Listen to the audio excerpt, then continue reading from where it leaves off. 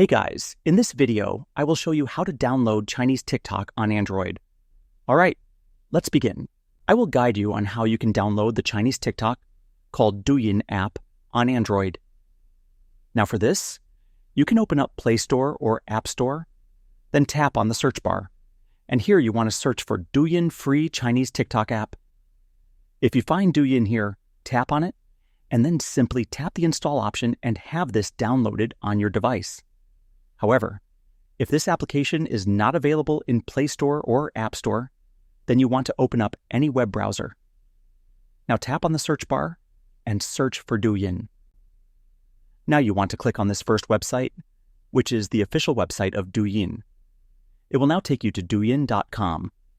You can log in and use the website version, but if you want the app, tap on the Get App option over here.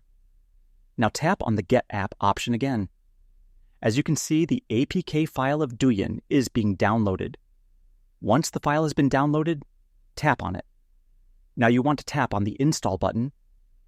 Now, as you can see, the application is being installed on your device.